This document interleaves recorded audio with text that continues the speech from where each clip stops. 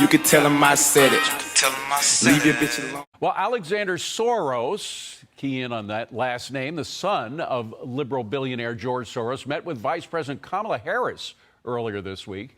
Senator Marsha Blackburn reacted to the meeting saying, quote, "It's laughable that the left wants you to believe that the Soros family has no influence in politics." Matt Palumbo, author of Man Behind the Curtain, joins me now. So how deep, Matt, is the Soros influence in the Democratic Party? Well, I argue that he has more influence in the Biden administration, really, than any other administration. And, you know, and by the way, when you say he, you're referring both to George and his son? Both George and the son. And I will say it's fascinating with George that his whole life, and the media has gone along with this, has made criticism of him and his network and really suggesting that there's anything negative going on into a conspiracy theory.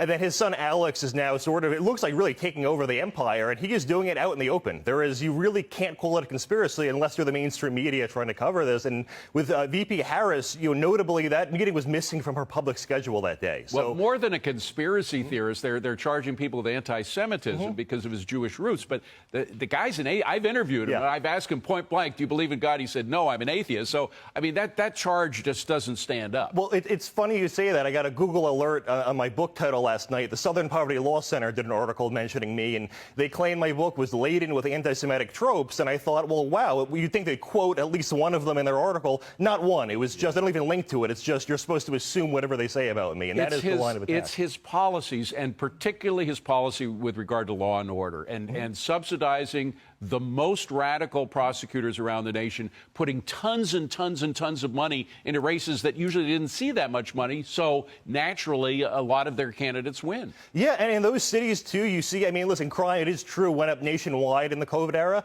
but it went up way more in these Soros DA areas. It pretty much doubled in a lot of those areas, and it doesn't matter what race or religion the person funding that is going to be. And hey, there have been plenty of Jewish Republican donors. No one would say it's anti-Semitic for the left to attack them. So yeah, it's bad policy. We are noticing, and there's a crime of noticing, apparently. So have conservatives learned from his policy of picking some key races, because it's a very successful policy. You pick some key races, a lot of money usually doesn't go in those races. You pour money into one candidate, and you can win it easily. I mean, could conservatives take a page from his book in terms of their funding? Yeah, I definitely think they should. I mean, I was asked recently, what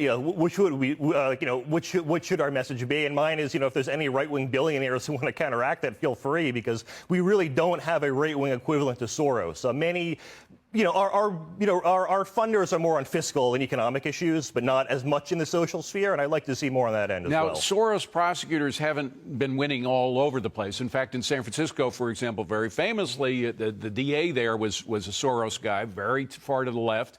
He got kicked out. So is that happening more often? Yeah. So, the initially, if you go back 5 years or so to today, their success rate in winning, in taking office, is excess of 90% because there's so much money.